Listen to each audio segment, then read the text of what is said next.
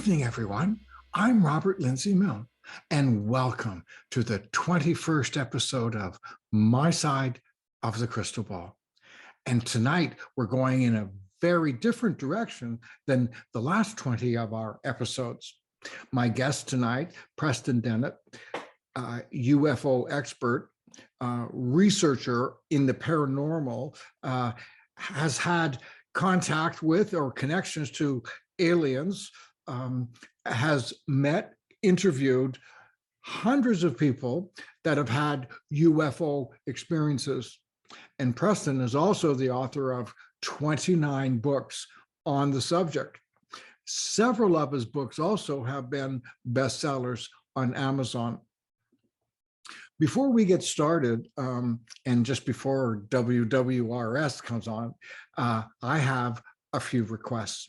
If you're watching us on YouTube, please like, comment, and subscribe to our channel. It's so important. If you subscribe, incidentally, subscriptions are complimentary.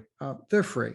You can also like, that gets us attention, and make a comment. Please write something. If you like it, if you like the show, if you have some ideas or some questions, please make a comment.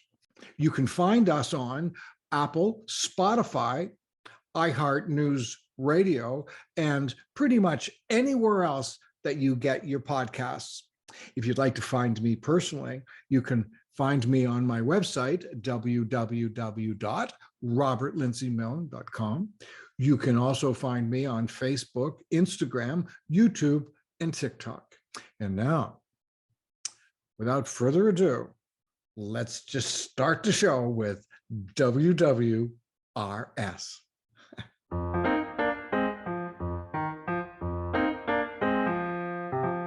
We see the world not as how it is, but how we are. We always see things from our own point of view. Can you imagine, please imagine, every other living being in this entire universe has a different point of view than you do, than I do. We see things differently because we have a different perspective. Most everybody believes their perspective is the right one or the correct one. And that's also important to remember. And when we're communicating with people, and we humans are pack animals and we do communicate, the way we can understand our communication is recognizing our communication is based on three points of view. The first one is that we communicate by nonverbal, unconscious communication, and that's called body language. The next level of communication is the tone of voice that we use. And the third way we communicate are the words that we say. Hang on to your chair. 75% of our communication is unconscious, nonverbal communication called body language, both from the way our body is and also our micro expressions as well. They're uncontrollable. So the way we communicate, 75% of what we're saying or what we're expressing is our body language. 20% of our communication is the tone of voice that we use, the way we would say something, how we sound. And the third way of communicating are the words that we use. And the words that we use comprise of 5% of our communication. So for us to communicate clearly and with greatest awareness would be to communicate in person. We see the person in front of us, we speak, you can hear the tone of voice, and you hear the words. When we eliminate the in-person experience, we then are relying on our tone of voice and then the words. And when we're relying on a text message, just the words, all we're seeing is 5% of what's being expressed. 20% is the tone of voice, and then 5% is are the words we use. When we get a text, an email, a letter, regardless of what it is, whether it's on your computer, whether it's on a piece of paper, regardless, when you're reading it, you're only seeing 5% or sensing 5% of what's being expressed. The rest of it is what's going on inside you. For example, if you get a letter and you read it and somehow you get really angry and infuriated, not that that's ever happened with me, and you just push the letter aside. A couple of days later, you come across that letter and look at it and you think, oh, that's not quite the way I remember it, or I have a different feeling about that. And that's the same about a text that we could get from somebody. We would read it and get really annoyed or get really joyous, and then reread it later and get a whole different sense from it. And that's because we project on those letters the way we are inside. So we see the world not as how it is, but how we are. And that's what Robert has to say today. Preston Dennett began investigating UFOs and the paranormal in 1986 when he discovered his family, friends, and co-workers were having dramatic, unexplained encounters. Since then, he has interviewed hundreds of witnesses and investigated a wide variety of paranormal phenomenon. He is a field investigator for the Mutual UFO Network, a ghost hunter, a paranormal researcher, and the author of 29 books and more than 100 articles on UFOs and the paranormal. Several of his books have been Amazon UFO bestsellers. He's appeared on numerous radio and TV shows, including Midnight in the Desert with Art Bell, Coast to Coast, and also History Channel's Deep Sea UFOs and UFO Hunters. This is a guy that knows what he's going to be talking about, is an expert. Preston Dennett is our guest tonight, sitting in the expert's chair.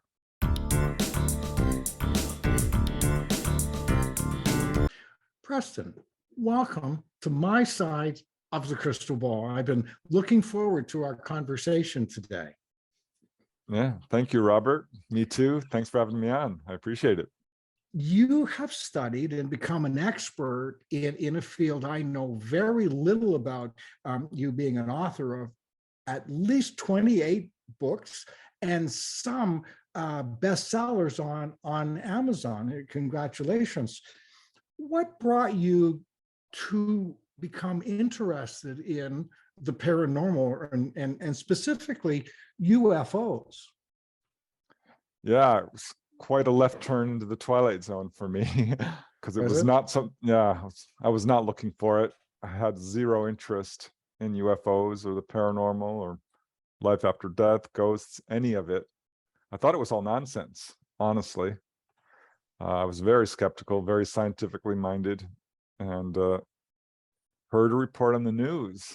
This was November 17, 1986, and it was the evening news. And we're all just sitting around, watching Tom Brokaw or Dan Rather or one of these guys, main newscaster, and he starts talking about a pilot over Alaska who'd seen a UFO. Showed his picture, and the newscaster was like, this pilot, he thinks he saw a UFO. Haha, have you ever seen one, Jane? And she's like, no, I haven't.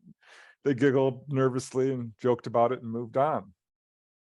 But I remember thinking, this poor pilot, he's probably thrown his career away. Why would he say something like this? This makes zero sense. I thought he was hallucinating or lying, but it interested me enough to ask people. Because my brother, some years earlier, my older brother Mark, said he'd seen one, and I didn't believe him, of course. Sure. But now I asked him, and he's like, "Oh yeah, I was with Phil and Greg, my friends. You know them, right?" I'm like, "Yeah, of course." He says, "Yeah, all three of us saw it. It was a metallic disc, colored lights on it, a dome. It was totally silent, and off it moved." Have you had the experience of seeing a UFO? I have, Wow. absolutely. Yeah, after I found out my brother had seen one, I started asking everybody. Found out, well, my Yeah. sister-in-law had. She saw ETs, aliens, face to face. Really? People at Do work. they look like us? Some do, absolutely, just like us. Some are what we would call grays. They're very popular in the media. Large heads, big dark eyes, no hair. I've never seen one of them. I've heard of grays, but I've never seen or even a picture of a gray or what they're like. Yeah, they're generally described as quite short, 3 to 5 feet, wearing jumpsuits often, no hair on their head, very large eyes, very Yeah. pale skin. And yeah, my sister-in-law finally opened up about that, knocked me to the ground. I'm like, "You're kidding." And she's like, "No, this is what I saw. I don't know what it was." Because, this wasn't in the media at the time really at all. Sure.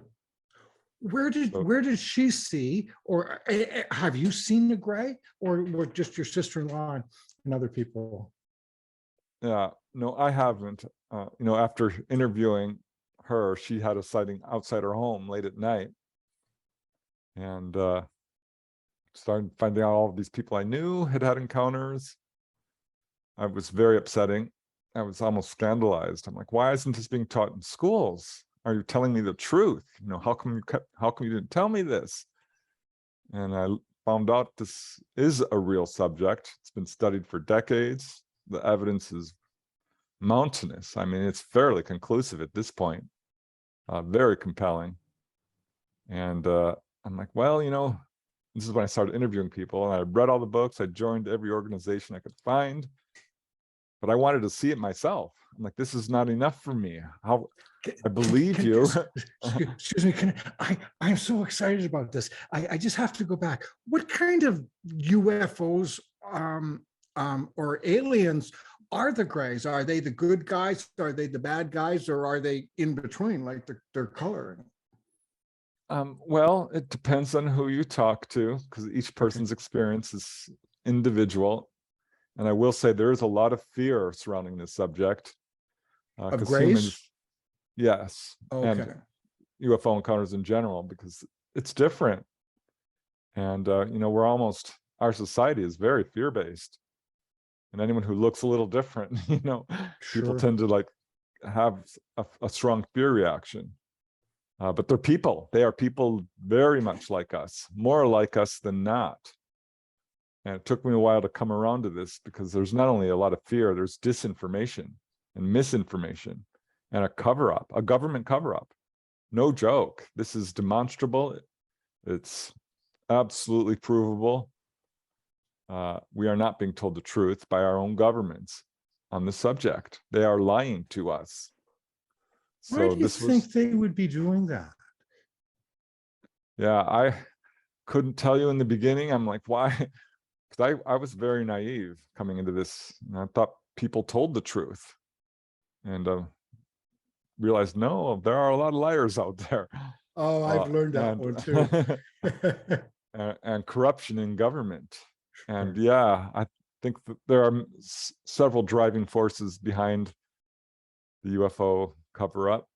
One is, I think, bottom line, power and greed, money. This is a subject. I mean, You may have heard of the Roswell UFO crash. Oh, I've heard of that one, yes. That is real. There are several hundred witnesses who have testified, and it's not the only one. Our government does have these craft in their possession. Governments across the world do. And the ET technology. So this is one of the reasons behind the cover-up, because they're not about to release it. This would destroy the economy, which is very much oil-based. And if we have free energy, and also this is a subject where these craft are advanced. These ETs are flying circles around our most advanced craft. Sure. So from a military standpoint, they are clearly reluctant to reveal this because they cannot control it.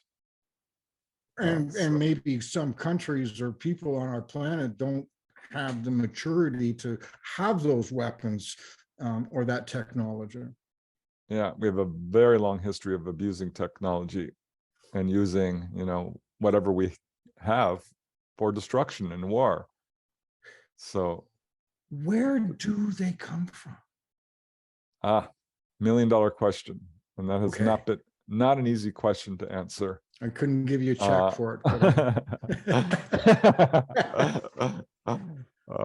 Well, I'll accept a check, but I'm not sure you're gonna like. Well, there is some indications of where they come from. There's people who talk about them being time travelers and interdimensional beings and this sort of thing, which is a very vague, nondescript, not really helpful answer. And people have asked these ETs who have been contacted by them, where are you from? And their answers are often coy and evasive. And they will say stuff like, it's not important, or we come from a place you don't know about yet. But there are cases. There's the Betty and Barney Hill case, which took place in 1961, is perhaps the most famous case ever.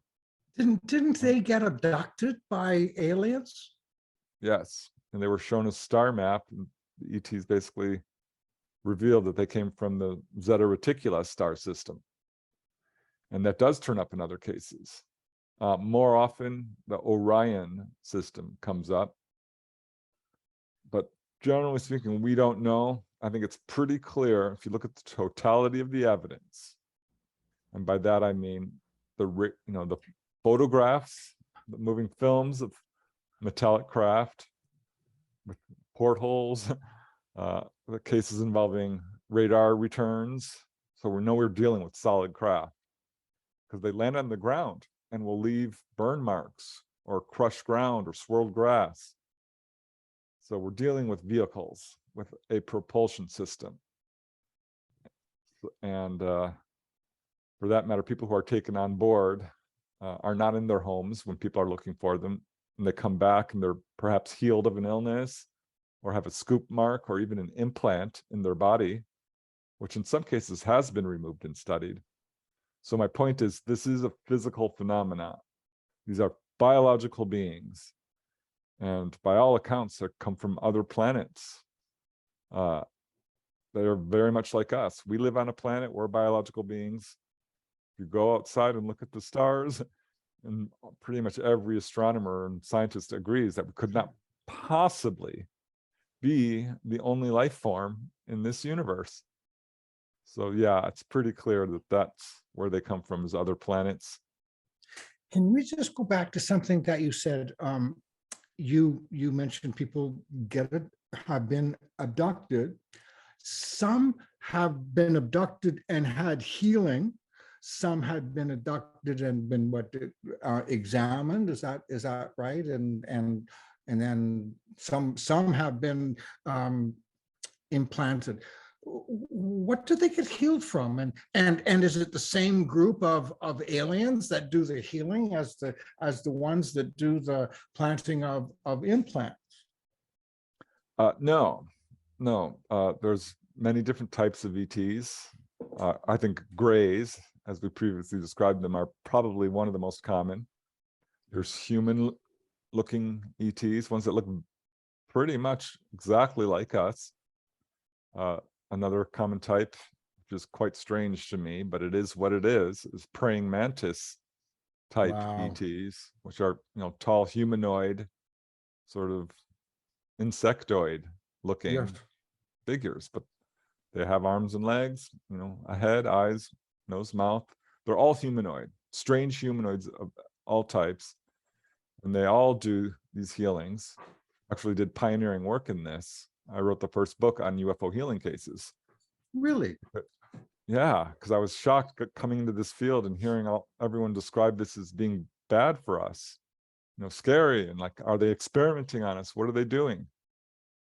And if you objectively look at what happens to a person when they are taken on board, when they have, What happens? it's a very straightforward sequence of events. And this is verified by pretty much every major researcher out there will tell you this is what happens. Okay. And the first thing ETs will say is, don't be afraid. We won't hurt you. That is the most common phrase, period, hands down. And they will often pull people into a craft, which is usually described as a rounded room with indirect lighting and very clean. And they're physically examined. This is the single most common thing that happens to people. And this is when the healings are done. And they are healed of, I've had 300 documented cases. So pretty much up and down the board, you name it, people have been healed of it. From everything from cuts and bruises to stomach aches, backaches, liver, kidney disease, heart disease, cancer, certainly, AIDS. It is up and down, hepatitis, detached retina. You name it. Would the reason we humans get abducted is to be healed, or are they doing research and the healing is an add-on? It's one of their primary agendas. It is. For sure. There are multiple agendas, and I think we've got a good handle on it. And I can tell you every major researcher out there, and there are a lot of them, John Mack, Bud Hopkins, David Jacobs, Edith Fiore, Barbara Lamb, I could go on, all have reports of healings. And that is definitely, I think, one of the primary reasons behind the examination, though they do collect genetic material as well. There is apparently among the Greys some genetic damage that they've suffered from radiation due to space travel, and they are replenishing their DNA with ours, which sounds crazy, but I got cases like that from the very beginning. And, before other major researchers like Bud Hopkins really verified it by getting multiple cases. So that is a primary agenda. So when someone's taken on board, they're physically examined. Often then, if they're not, given amnesia because they're having such a strong fear reaction, people will have what's called missing time. And they don't remember a lot of what happens. But many people do. And those who do remember are usually taken to the engine room, what we would term the engine room. And the ETs show them, here's how we fly our craft. Here's how it's powered. We use electromagnetics. It's usually along the lines of that, harnessing the magnetic fields of our planet, anti-gravity, this sort of thing. And for a lot of people, this is difficult to understand. So would that science project them forward from the magnetic pole or against the magnetic pole of Earth? Would that project them across the universe or at least the solar system? Is that how it works? That's for traveling interplanetary. When you're next to a planet, yes. Right. As far as traveling between interstellar distances, there's a different technique, which is basically they use very high amounts of energy, electricity, to open a dimensional doorway, which quantum physics talks quite a bit about this. And it's very interesting because many contactees suddenly develop a very strong interest in magnetics and quantum physics and astronomy because of the messages they're being given. So this is how they are traveling, between star systems. When I Is came it into this, Oh, is there travel from star to star or solar system to solar system? Is it instantaneous or is there a long traveling time? no, it's instantaneous. I mean, Okay. virtually it takes, minutes, I would say, or seconds even, depending. They don't use propellants like we do. They're not traveling along at 50,000 miles per hour or Right. something like that, or 100,000 or what have you. They are not traveling at light speed even. They are traveling interdimensionally. So they pop That's in what I'm and out. gathering. Yeah. And so that is often one of the things that happens to people. And after that, they're often, they're given a tour of the craft, basically, which entails going up to the observation deck. And Really? they have, yeah, and I hear this all the time from Do they people. take volunteers like to be abducted, or is there like a volunteer list? Because I'd really like to have a ride. Well, they contact an enormous number of people. And Okay. I think once a person reaches a certain level of spiritual evolution, they are contacted at some point, and it depends how open they are to it, and depends on their, ability to, process the experience, whether or not they will remember it. Yeah. So, according to many of the contactees I've talked to, the ETs have told them, we're aware of all of you.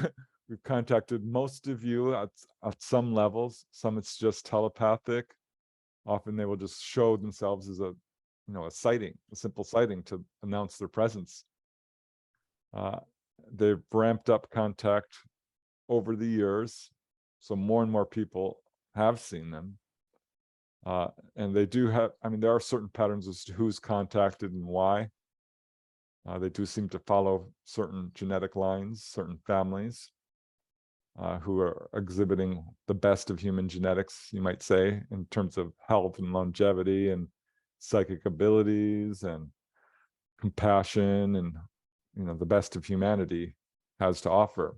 They're very, very interested in people who are doctors and teachers and artists and musicians and inventors and scientists. And that was something I learned later on, because I'm trying to figure out who's being contacted. It's evenly divided between men and women. It's people all over the world. It has no bearing on your race, or I'll run race, your ethnicity, I should say, your religion, your political affiliation, your education even. No, it's basically they're contacting people of all types. And if you're really, really psychic, they love that. So that might interest you. Well, it has. Because they So do. it's not just a random, oh, that one. It's usually they've done research or they know about that one that they connect with. It depends. I think sometimes they'll look at a person like, well, this person is fine. They don't need to be contacted. They've already woken up. Because another major agenda is to wake people up to their psychic abilities. Well, I like that. So what we see is people who've had contact will suddenly exhibit, an awakening, a profound spiritual awakening, in which they start having regular out-of-body experiences, start having a lot of precognition, clairvoyance, clairsentience, dreams that come true, channeling, psychic reading, healing is very pronounced, even all the way up to physical human levitation. Really amazing. And these are, of course, as I'm sure you know, natural human abilities. We all have them. It's just a matter of, exercising that muscle and developing it and meditating. That is a huge part of their agenda. And so they will contact people to, in effect, wake them up. And we see this among contactees. As a general rule, They're mediums. They are psychic readers. They are astral travelers.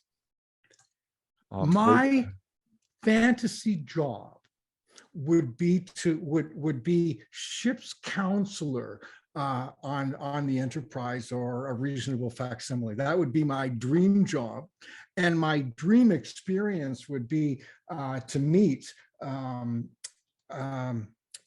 the telepath. I'm trying to remember, Deanna Troy, and she was a I can't remember the ethnicity. Anyway, I would really like to meet someone like that and learn how to do their ways of mental telepathy. So my dream job would be ship's counselor, and my dream experience would be to meet a Betazoid and take psychic lessons from them. So yeah, hey, me too.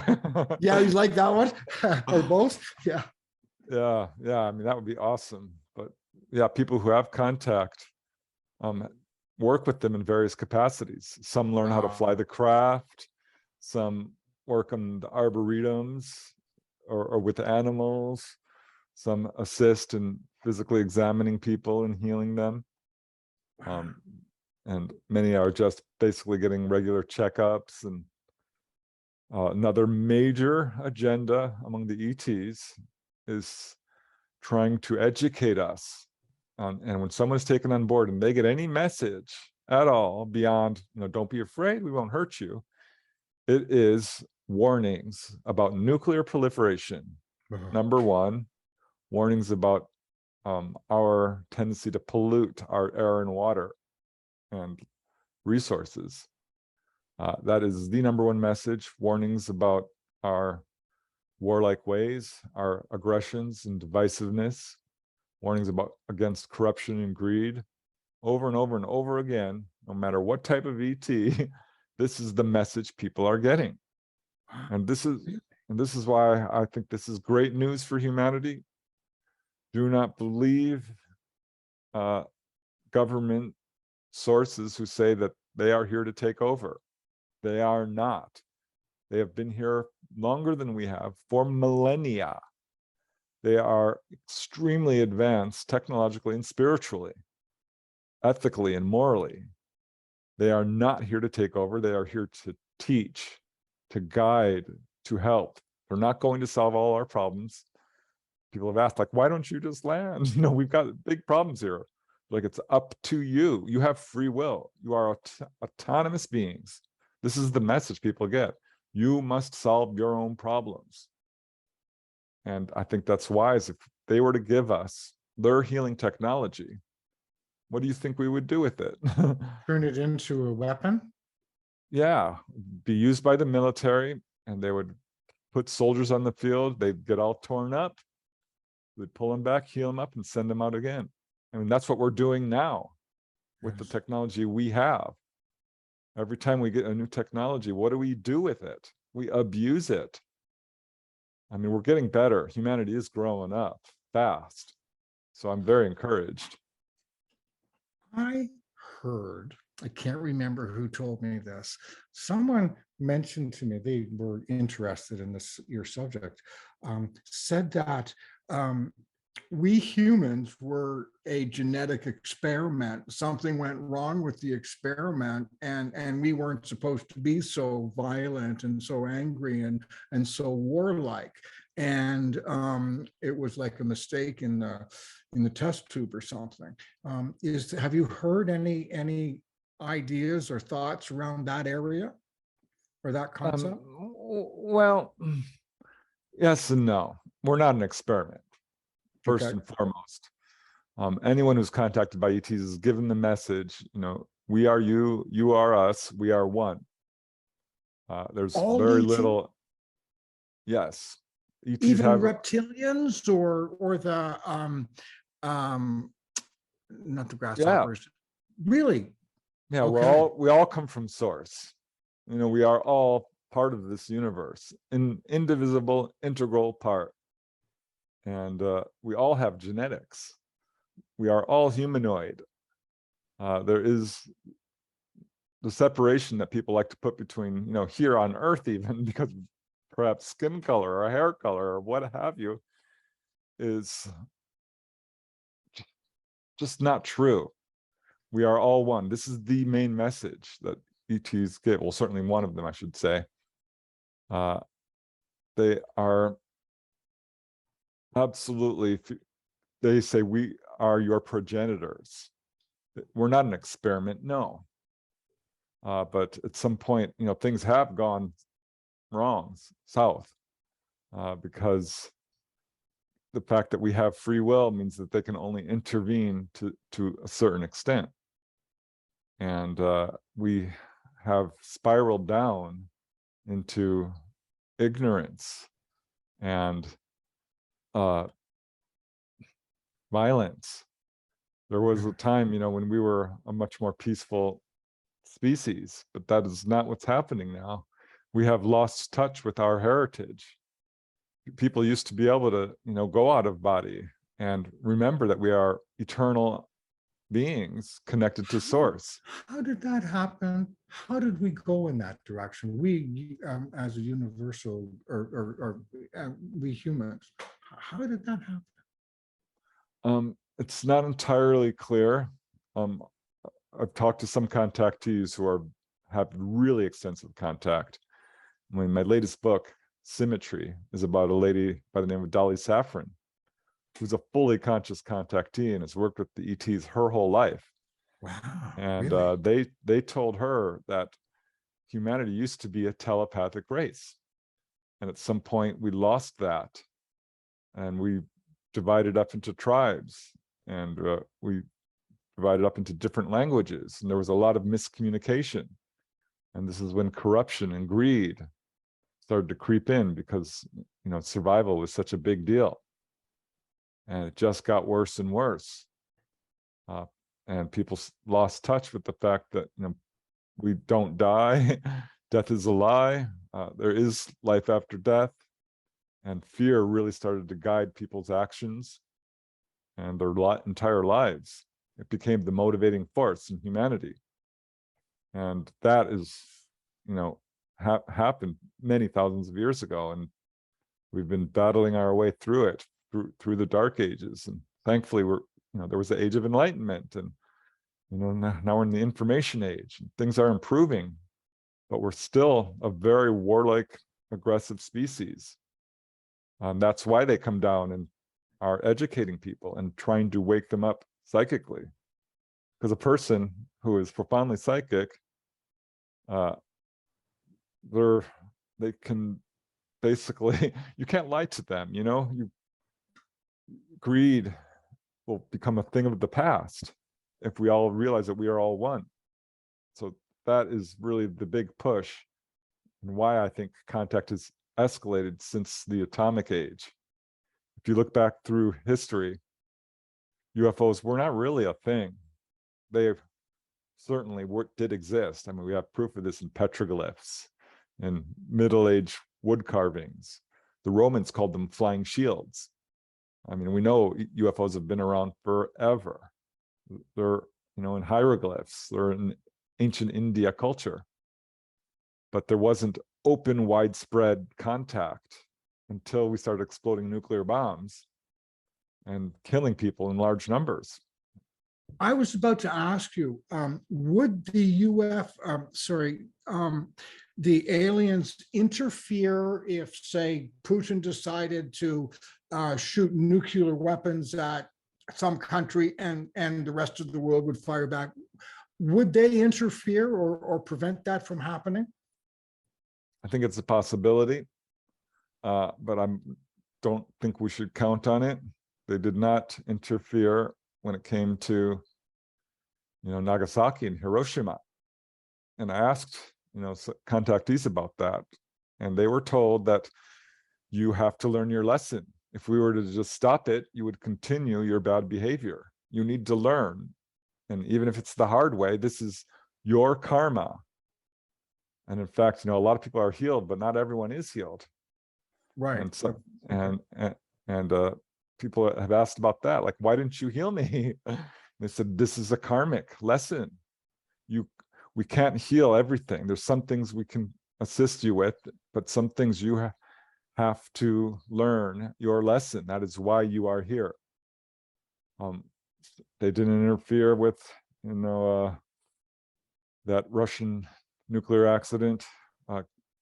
What's it called? Chernobyl Chernobyl, yes. or Fukushima. However, UFOs were seen over the area of Fukushima, How by the about a way. 3 Mile Island? Were they noticed over there too? They sure were. I think sometimes, according to some of the contactees, they have prevented a number of nuclear incidents. Really? That we do not know about.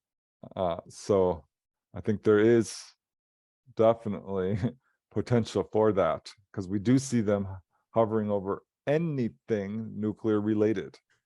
There was a very famous incident in 1967 at Malmstrom Air Force Base in Montana, where they shut down, rendered inoperable our nuclear-tipped intercontinental ballistic missiles. Wow, really? And they didn't, yes, this is very well known, very well verified. I talked to a witness myself, and they didn't take them, they didn't, break them. They just basically did a demonstration, like, we can shut these down. And for a day they did it. They were pulled back online. So I don't think this was a hostile act by any means. I think it was just a little slap on the wrist saying, what are you doing? Why are you messing around with something that will destroy not only other countries, but yourself, your entire planet? And so they will hover over nuclear power stations. There was I think it's called Indian Point in upstate New York. They hovered over this one nuclear reactor, and that really concerned, of course, all the officials. And after examining the reactor, they realized that this had a huge fault in it. And the speculation is this UFO was warning officials, the plant officials, that this reactor was on the verge of, causing a real problem. So yeah, we see them over anything nuclear. They're very, very concerned about that. And I think if there were to be a nuclear incident that would threaten, in terms of an existential crisis, all of humanity, I think, yeah, they might very well step in, but then again, they might not, because they understand, unlike a lot of humanity, that death is just a doorway. Dying is not a bad thing. You move to a very wonderful realm of light and love and healing. It's a very healing experience. And if people have to go through that to learn, well, so be it. And we can always reincarnate on another planet, or if this world is rendered inhabitable, that could happen. But then again, some people have been told, oh yes, we will intervene in the event of an existential crisis. So I don't know, it can go both ways. Again, I don't think we have to solve our own problems. The only way to grow up, as every parent knows, you cannot tie your children's shoes for them. They have to learn. Are there other places besides nuclear plants and things like that where UFOs would hang out? Would they be around shopping centers or football fields or anywhere else like that? Oh, yeah, they you know sure. of it? Yeah. I've done a big study of this. This is actually one of my Really? specialties. Yeah. Lucky guess. I started really digging in to this, because I've been in this field for 35 years, and finding patterns is just so much. So you were like fun. what, like 10, 8 when you started? Because like you hardly look like you've been doing something for 35 years. You look about 35. Oh, thank you. I'm not. Okay. I was 20 when I started. Wow. Okay. So a very young man, certainly. I'm in my 50s now, 57. What's that like? I still feel like a little kid. So yeah, I mean, I've been doing this a very long time, and found lots of patterns. One pattern that was well known among the UFO community is they hover over anything technological. So we will see them hovering over our military bases and basically checking up on our technology. They've watched a lot of our rocket launches. Anytime we're launching a rocket, they are there. I did a huge study of that, and I found 3 or 4 cases where people launched toy rockets, little toy rockets, and UFOs showed up to investigate. So that is something they're watching very closely. Another thing, I mean, anything technological, prisons, there's a whole series of sightings over prisons. Very strange. Why? Why were they interested in prisons?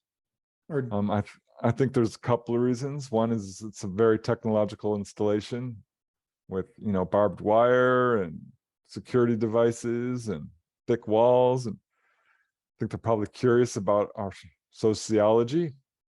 Like, why are these people in cages? You know, is this how they treat people who are, you know, deviating from social norms?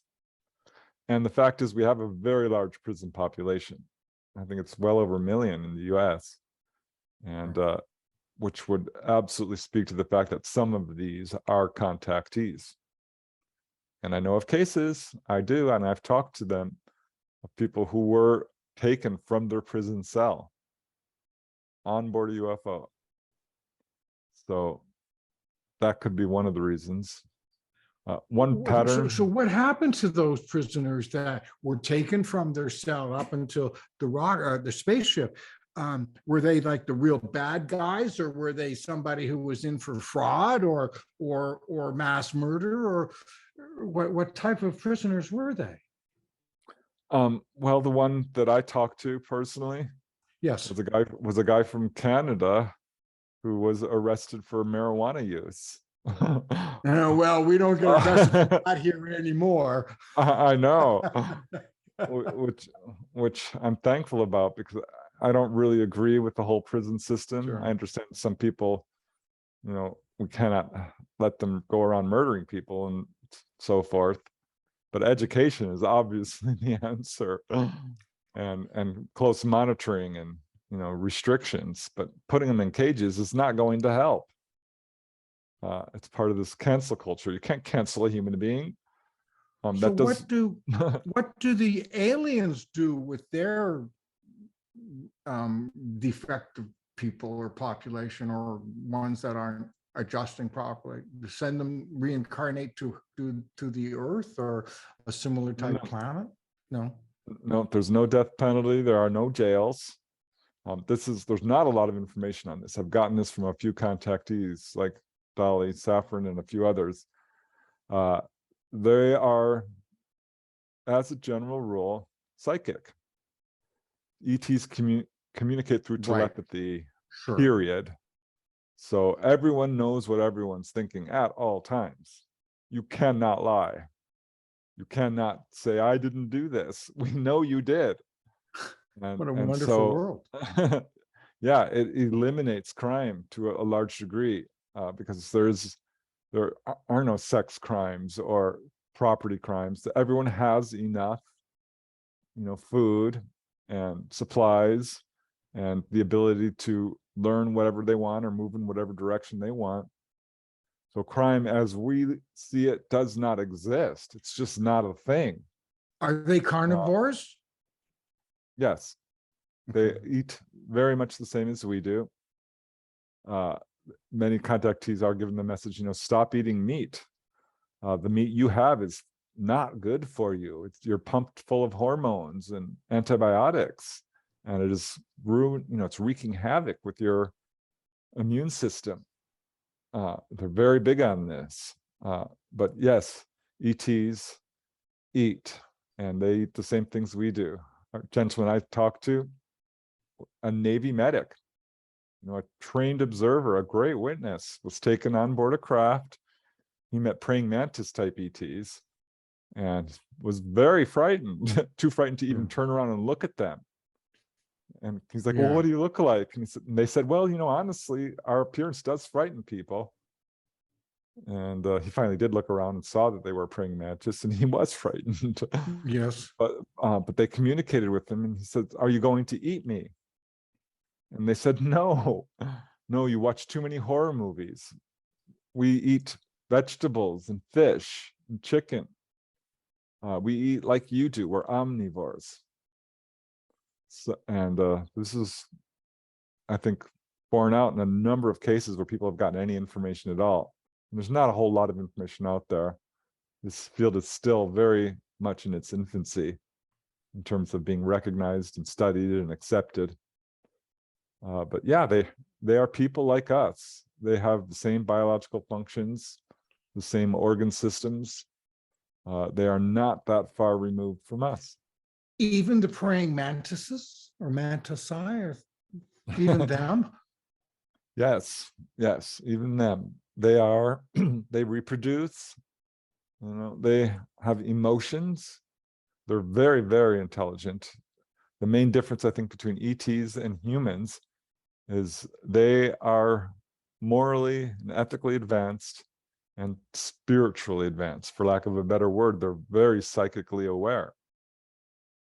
Could we have mistaken ETs for angels? Yes. And I looked into this, and this is, very early on. I started to see connections between paranormal events. So contactees were saying, are you interested in my near-death experience? Did you know my house is haunted? Would you like to hear about the time I went out of body? Did you know I can do psychic reading and mediumship? And so I started to really look into all of these things. Everything from multiple personalities to shamanism to demonology and angels.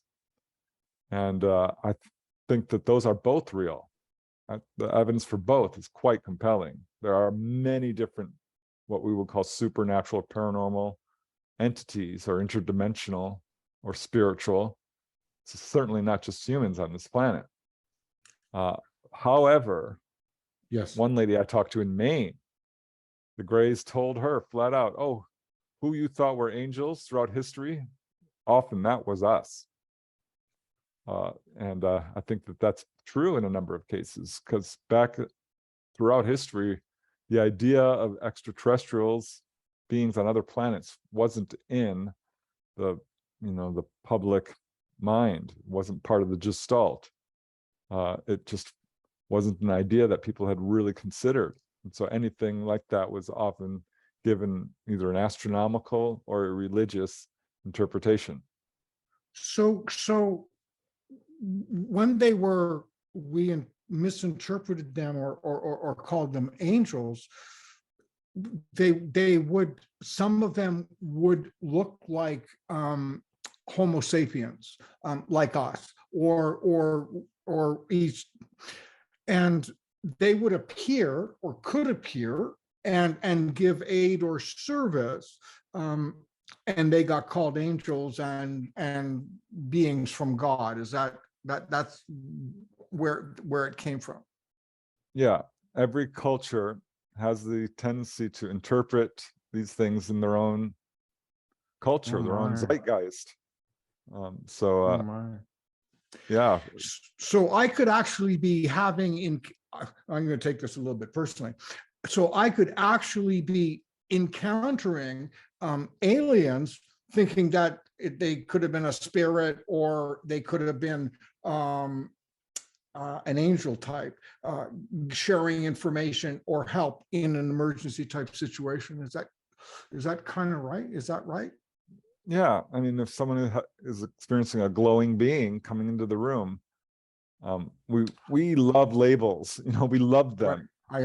And we want to know, what is this? And I'm not so sure how helpful labels really are, because in effect, we too are extraterrestrials. We really are. To every other being out there, we're ETs.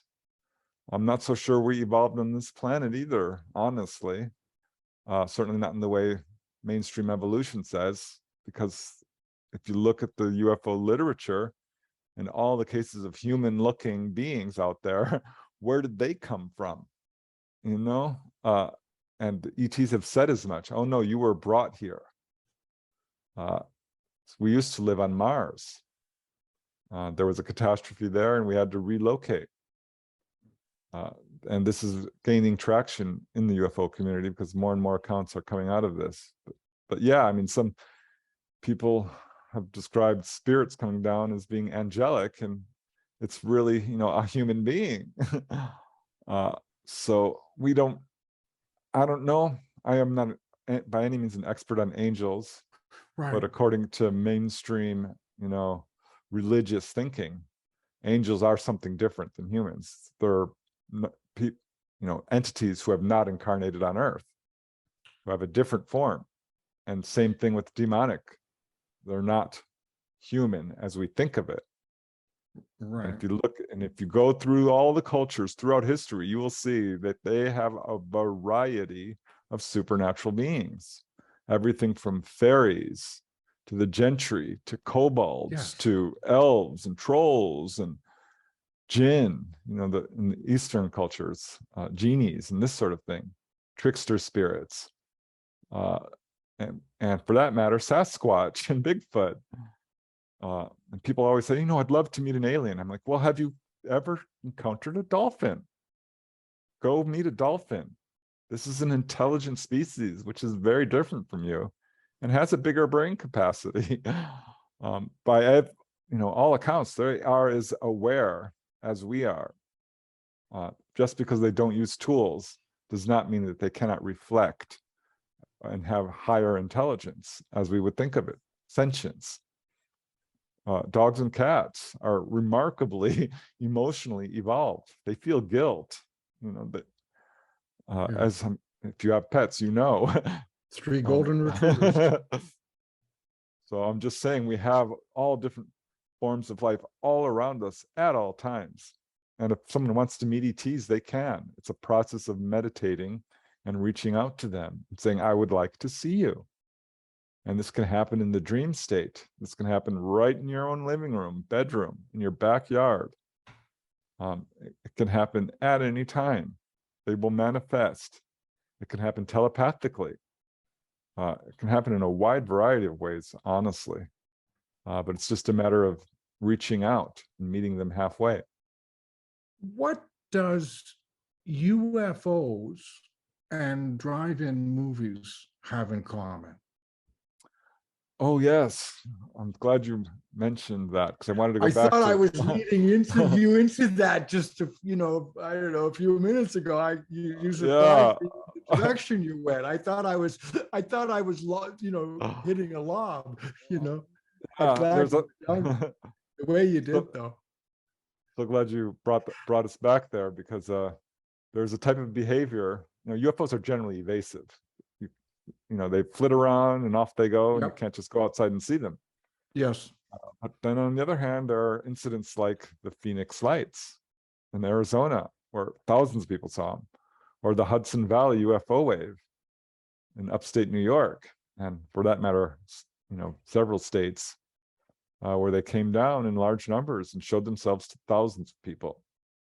And this happens over and over again in country to country to country. Huge wave in France in 1954, a giant wave in Florida at Gulf Breeze. And Belgium had a wave in the 1990s. It's all over the world. They are showing themselves off. They're conducting a publicity campaign. And I started looking into this. I'm like, where are they doing this? And the first I found, and I'll get to drive-in theaters in a second, but was schoolyards. There's a very famous case in Africa, Rua, Zimbabwe, Ariel Elementary School, where UFOs landed on the schoolyard, on the playground, and really?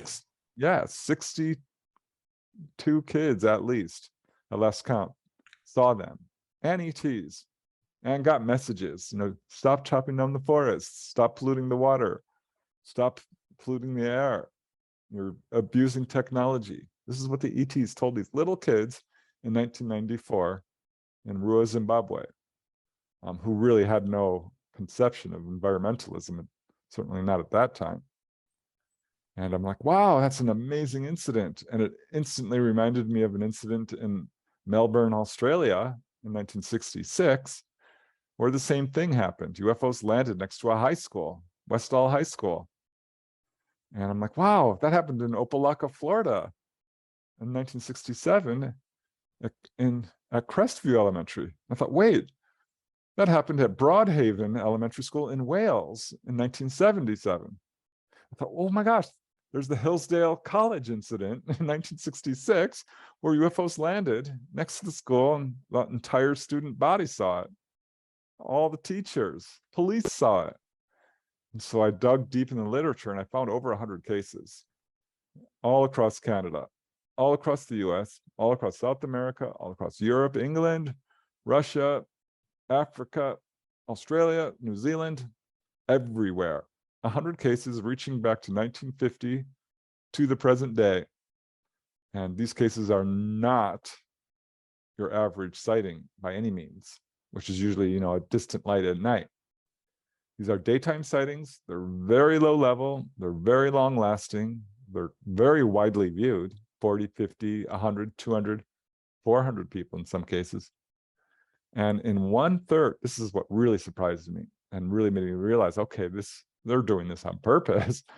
1/3 of the cases involve landings. 1/3, that's a lot. 1/3, and or humanoids being seen.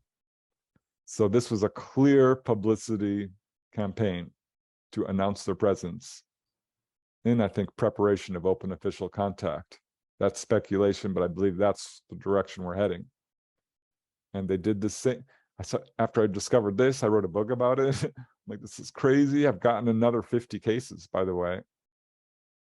So this is, and half are elementary schools. So they're showing themselves to the youngest kids who are very open-minded, very much unencumbered by cultural interpretations. Most of them have never heard of UFOs, do not have any fear of something that's different.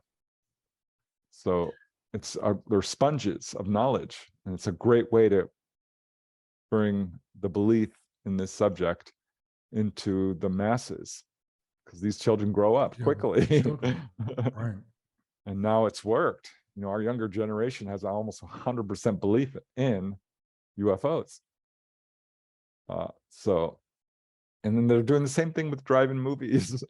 Yeah, that one. Yeah, I'm waiting for that one. But well, there's not very many drive-in movies, but anymore. But why did they hang around the drive-in movies?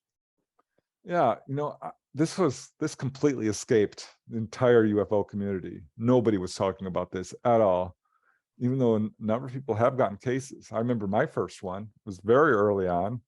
A lady at work, where I work, is doing data entry and bookkeeping, and her name is Claudia Blasios, and she's like, "Oh my gosh, you investigate UFOs?" I'm like, "Yeah."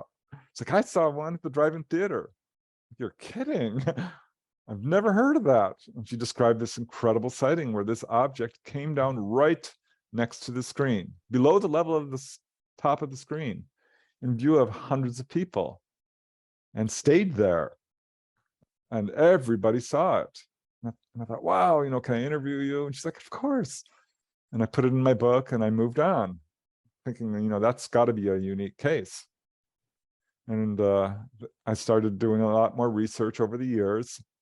And every now and then I'd run into one. I'm like, there it is again. But didn't think much of it. And until I was writing UFOs over Colorado, I've written books about various states, sort of a historical way, because this is an important subject. People need to know. I take it very seriously. And I found 3 cases in a row of these objects doing the same darn thing. They come right down over the theater, targeting it specifically and showing themselves to the audience. They not only just stay there, they will release smaller craft. They will dart around. They're like, you want a show? We'll give you a show. They'll flash their lights at you. Really? Yes, they want to be noticed. This is a very brazen behavior. How come we don't know about this? It was viciously and ruthlessly covered up. And I tracked this down and I was quite upset.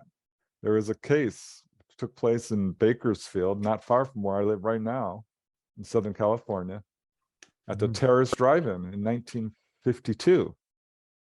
And there was a military officer in the audience. Otherwise, it probably would have gone completely unrecorded. But this UFO dropped down, did its thing, showed off, flashed its lights, and off it went. And he reported it to the local sheriff station. And Sheriff Leroy Hatfield took the call. And his phone started ringing off the hook from other people who had been there. And he's like, fine, I'm going to go down there. There was 100 people at this theater saying, oh my gosh, we saw this. Can I give my report? He took 30 reports. He's like, that's it. Go home. I've got enough. I know what you saw, or I've got the description at least.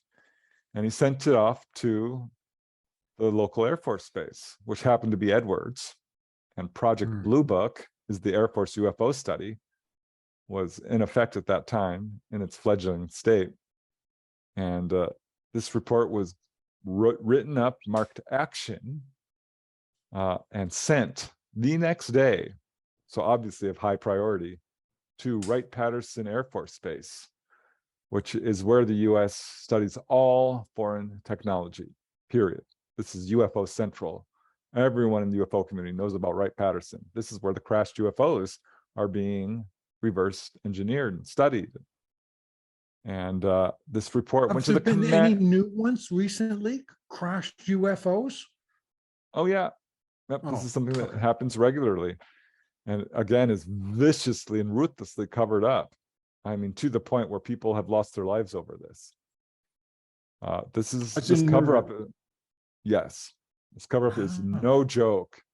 There were a number of very suspicious deaths surrounding Roswell, and people. I've heard about that.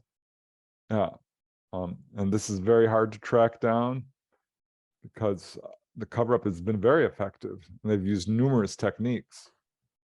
Project Blue Book is a good example. It wasn't a true UFO study. It was a way to extricate themselves from, attention to this subject. Anyone who thought they saw a UFO and reported it to Blue Book was basically told it was a hoax, a hallucination, or a misperception. And if you had a really good case, they would attack you psychologically. And if you clearly saw Venus, they would publicize it to death. Say, look, see, it's Venus. It's a weather balloon. It's swamp gas. And this is what caused J. Allen Hynek, the father of modern ufology, and asked Blue Book astronomical consultant to throw up his hands in disgust, leave, and write his own books, calling the Air Force liars. And he's not the only one. So yeah, there's been a vigorous campaign, and that's what happened with this terrorist drive-in. They covered it up. This report was taken to the commanding general of Wright-Patterson Air Force Base, and to Ent Air Force Base in Colorado, where we track all incoming, outgoing traffic, and to the director of intelligence at Washington, D.C. They knew about these drive-in theater encounters from the beginning. And I've tracked a number of these. There's a lot of declassified documents. And they've brought in the Air Force, and the Air Force is weather balloon, weather balloon, weather balloon. I'm like, these are clearly not weather balloons. Weather balloons don't drop down out of the sky, hover over theater, release smaller objects, flash your lights at them, clear out the theater from people who are like in a panic, or people are honking their horns, flashing their lights at these objects. This is a real thing. I found over 100 cases. And when I put that book out, people are like, oh my gosh, that happened to me. No one ever believes me. I'm like, I'm not surprised. Why is it? Are all these things being forced underground or to be hidden, or why aren't we being honestly informed? I wish I could tell you for sure. What I have come to learn is that our own governments, and I hate to say this, yes, but do not have our best interests in mind. It's greed and power and control. And I would be much more, lenient on them if they hadn't, say, infected people with diseases to see what would happen, or hallucinogenics, or radiation. They poison people with radiation, just, soldiers, innocent soldiers. They did this to a whole town of Black people, poison them with sexually transmitted diseases. Wasn't it syphilis, I think? Yeah. I'm like, shame on you. What are you doing? This is absolutely abhorrent, immoral, evil behavior. What? Yes. Who are you? And I'm not going to blame all government, because there are wonderful senators and representatives, presidents, but there is in our government. And our government, meaning the one of the United States or the North world. America? Oh, of the world.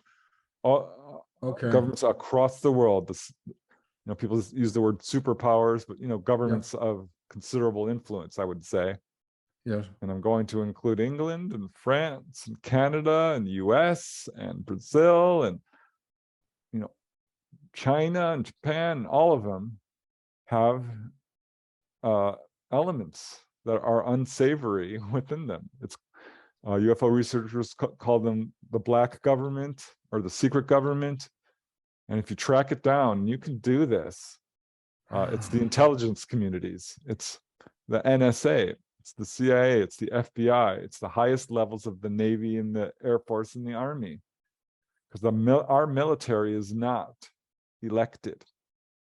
They are lifetime employees, if they want, and they have access to essentially an unlimited budget. Our black budget here in the US is astronomical. Yeah. And, it's not tracked that well by, but Congress is having a lot of problems, tracking where a lot of this money is going. So there's a real problem here. We have a secret government in effect. And that's who's covering this up. And it's a constitutional crisis here in the, because we have our Constitution here in the US, and they are not obeying it. There was recent congressional hearings, and I'm like very excited about it, because I'm like, okay, we're going to get some movement here among official circles, finally, because there hasn't been for decades. And they said UAPs are real. I'm like, yay, okay, you said it, but we don't know what they are. I'm like, well, that's a lie. And they said, we've never shot at them. Big fat lie. I can march out 100 cases documented with government documents. They said, we've never heard of Malmstrom. I'm like, really? You're the Secretary of Defense and you haven't heard of the incident that everyone in the UFO community knows about and that has official documentation and that involved a shutdown of our nuclear missiles? And you're the Secretary of Defense? That simply was not credible. These guys cannot be that ignorant. You can pick up one UFO book and learn more than they said in that ridiculous whitewash of a hearing. They wouldn't even say these were extraterrestrials. They were studying only sightings. They showed a picture of a balloon, what looks like a balloon flying by. I've seen better pictures from, they said, we have 400 cases. I'm like, really? I've got like 1,000 and I'm just one guy. You're a government. They're liars. And I hate to say it, but they perjured themselves. They did. They were under oath and they flat out lied, and I can prove it. And I'm just a guy from Reseda. I don't, I'm just a bookkeeper. It's infuriating. I have been fascinated by all the things that you've talked about today. And my instincts tell me we only scratched the surface. This has been one of the most enlightening conversations that I can remember having. Thank you for sharing. I'm just blown away, just like that. Which incidentally is the reason, one of the reasons I started my side of the crystal ball was to get my mind blown, much like what you've just done. How do people find you? How do people find out about you, and how can they connect? Yeah, thanks, Robert. I appreciate it. I do have a website. If you punch in my name on the internet, it should take you there. Yes. It's PrestonDennett.weebly.com. I'm all over social media, Facebook, Twitter, Instagram. My books are available on Amazon. I have a YouTube channel as well. A lot of people don't like to read. Yeah, it's new, but managed over the past couple of years, put out about 100 plus videos. Congratulations. So, and it's growing fast. Yes. So yeah, I mean, I appreciate you having me on the show. As I said earlier, this is such an important subject. People really need to know about it. I think if everyone knew we were not alone, our behavior would change. We would come together. Do not believe in the so-called alien threat that our governments are putting forth. It's not true. This is very important. They are covering this up and spinning the narrative in an untrue way. The evidence does not support an alien threat. They are here to help, heal, teach, guide, and welcome us into the galactic community. That is why they're here.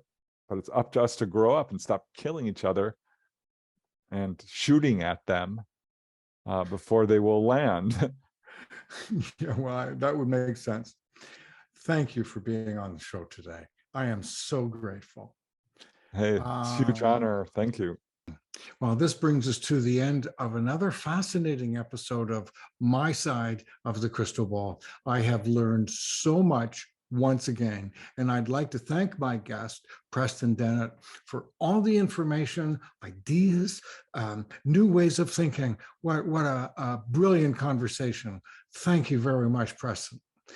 Just before I say goodbye, I've got a couple of requests. If you're watching us on YouTube, please like, comment, and subscribe to our channel.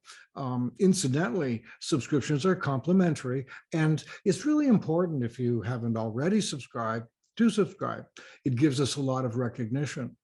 Comment, write something, say how you feel or what you've learned or what you would like to know, something about the show. And please like as well.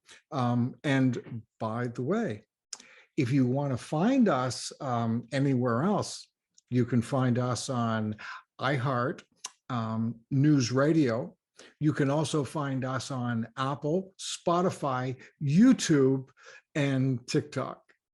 If you'd like to get in touch with me personally, you can find me at my website, www.robertlindsymilne.com.